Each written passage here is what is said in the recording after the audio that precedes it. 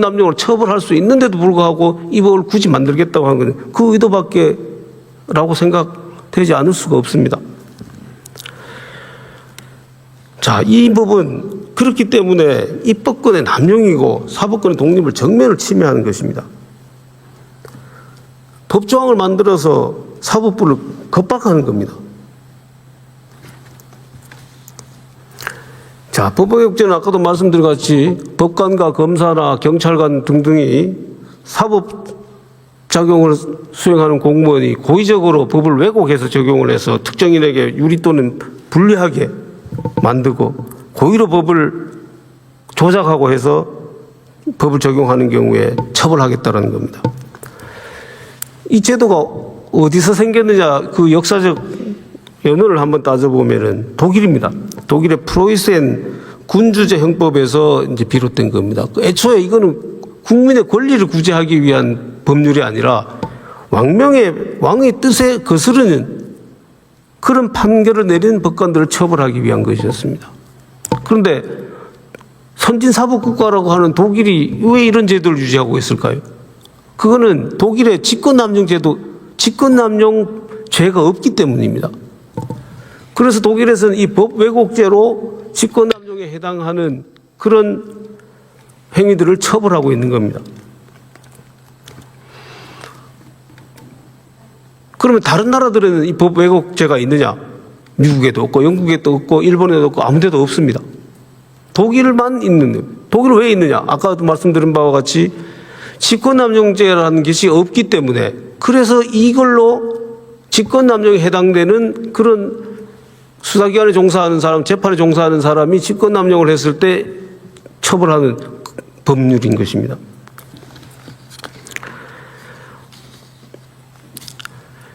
자, 이 어제 통과된 법 왜곡죄 원래 원안부터 한번 살펴보겠습니다. 원래 원안은 판사, 검사, 수사기관 종사자가 위법 부당한 이익을 주거나 권익을 해할 목적으로 다음의 행위를 한 경우에는 10년 이하의 징역 또는 10년의 자격정지에 처한다. 원래 세 가지였습니다. 법령을 의도적으로 잘못 해석하여 당사자를 유불리하게 만든 경우. 두 번째, 증거를 인멸, 은닉, 위조, 변조하거나 이를 알면서 재판 수사에 사용한 경우. 셋째, 증거 없이 범죄 사실을 인정하거나 논리나 경험칙에 현저히 반하여 사실을 인정한 경우. 이렇게 돼 있었습니다. 이 중에서 수정안을 하면서 첫 번째, 법령을 의도적으로 잘못해서 당사자를 유불리하게 만든 경우에 예외 조항을 줬습니다. 합리적 범위 내에서 재량적 판단은 해당하지 않는다라는 예외 조항을 뒀고, 세 번째 경우에 논리나 경험칙에 현저히 반하여 사실을 인정한 경우를 삭제를 했습니다. 가장 추상적인 규정은 논리나 경험칙에 반하여 현저히 사실을 인정한 경우 이건데, 이거는 삭제한 것은 어쨌든 나름대로 저는 잘한이라고 생각합니다. 그런데 다른 걸 보더라도 이것과 거의 마찬가지로 추상적입니다. 이 규정 자체가. 첫 번째, 법령을 의도적으로 잘못 해석하여 당사자를 유불리하게. 법령을 의도적으로 잘못 해석하여, 이거 어떻게 판단할 겁니까? 의도적으로 잘못 해석했는지. 합리적 범위 내에 재량 판단에 해당하지 않는다. 어떤 경우까지는 합리적 범위라고 그렇지 않은 경우라고 판단하는 기준이 무엇입니까? 이렇게 된다라면 그 피해는 어디로 가는 겁니까? 결국 그 피해는 국민들께 돌아가는 겁니다.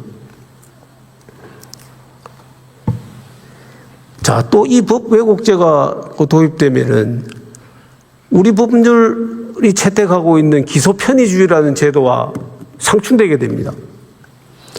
기소 편의주의는 뭐냐면 죄가 인정되더라도 여러 가지 상황을 고려해서 기소하지 않을 수 있는 권한을 검사한테 준 것입니다. 왜 이 제도는 도입됐을까요? 법에도 눈물이 있기 때문입니다. 눈물이 있어야 되기 때문입니다. 이 제도와 상반되는 제도가 기소법정주의입니다. 죄가 인정되면은 무조건 법원에 기소를 해야 되는 거, 그게 기소법정주의입니다. 그 기소법정주의를 채택하게 되면 경미한 범죄 또는 서로 간에 다 화해가 된 범죄, 당사자가 처벌하지 말아달라고 얘기하는 그런 사소한 범죄까지도 모두 다 법정에 세워야 되는 그런 문제가 생깁니다.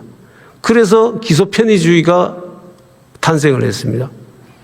기소를 하는 것이 죄는 인정되지만은 여러 가지 사정에 비추어 봐서 기소하지 않고 끝내는 것이, 용서하는 것이 옳겠다. 이런 죄에 대해서는 검사가 기소를 유예할 수 있는, 기소를 하지 않을 수 있는 그런 제도를 우리는 채택하고 있습니다. 그런데 법 왜곡죄, 아까 죄 인정되는데 고의로 처벌하지 않는 경우, 고의로 처벌하는 경우, 그걸 법 왜곡죄라고 그랬잖아요. 그럼 검사가 그러한 사정이 있음에도 불구하고 이 기소유예 제도의 취지에 부합하는 사안임에도 불구하고 기소유예를 할 수 없는 문제가 생깁니다. 우리가 채택하고 있는 기소편의주의라는 제도와 맞지 않게 되는 것이죠. 이렇게 한 제도나 법 조항을 신설하려면 여러 가지를 고려를 해야 됩니다. 이 조항과 상충되는 조항은 없는지, 이 조항으로 인한 부작용은 어떤 게 더 생겨날 수 있는지, 그게 제도를 설계하는 사람이 담당해야 될 책무입니다. 그런데 그런 부분들은 전혀 고려하지도 숙고하지도 않은 채 이렇게 법률을 함부로 만드는 것입니다. 그 목적도 대단히 불손한 그런 법률을 함부로 만드는 것입니다.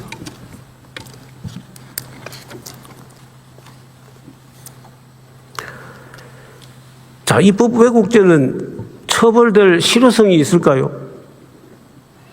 실효성이 거의 없는 범죄입니다. 왜냐하면 이 법은, 이 법조항은 목적범으로 되어 있습니다. 애초에 규정 자체도 추상적이기도 하지만은 거기에 목적법으로 또 되어 있습니다. 단순히 판결 잘못 내린 경우에만 처벌하면은 안 되잖아요. 그러니까 어떻게 해놨냐면은 위법하거나 부당한 이익을 주거나 권익을 해할 목적이 있어야 되는 겁니다. 그런 목적을 가지고 잘못 판결하거나 그런 목적을 가지고 잘못 기소를 한 경우. 물론 이런 법조항이 있다고 해서 그 법조항 때문에 소신 있게 판결을 하지 못하는 그런 판사들은 아마 소수일 거라고 생각합니다.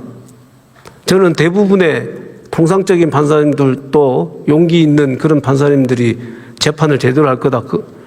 검사 역시 마찬가지일 거라고 생각합니다. 그렇지만 제도는 그렇게 용기 있는 사람들을 위한 것이 아닙니다. 용기가 부족한 사람도 소신 있게 판단할 수 있도록 만드는 것, 그게 제도를 만드는 겁니다.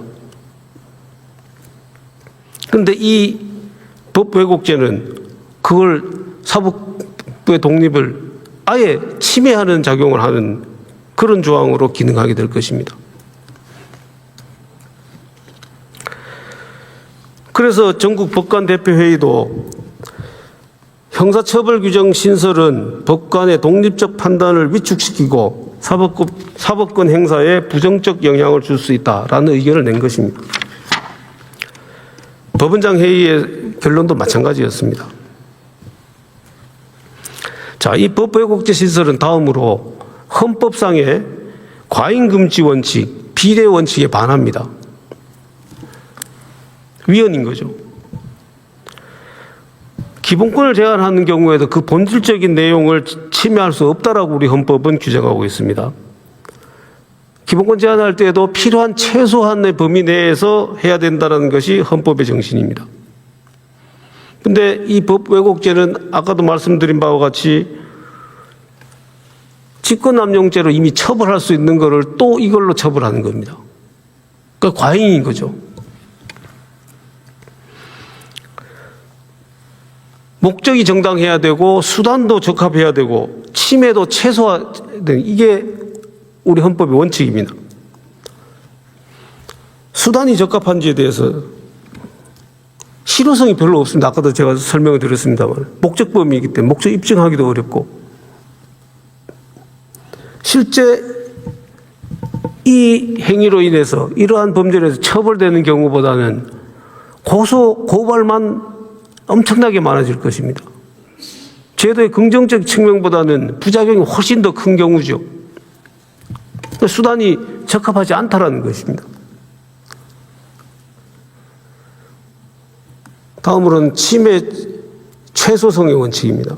여기 위배됩니다. 아까도 말씀드린 바와 같이 직권남용죄가 이미 있습니다. 이미 존재하는 직권남용죄로 처벌할 수 있는데도 불구하고 법 왜곡죄를 또다시 만든다? 과잉이죠. 침해의 최소성 원칙에 어긋나는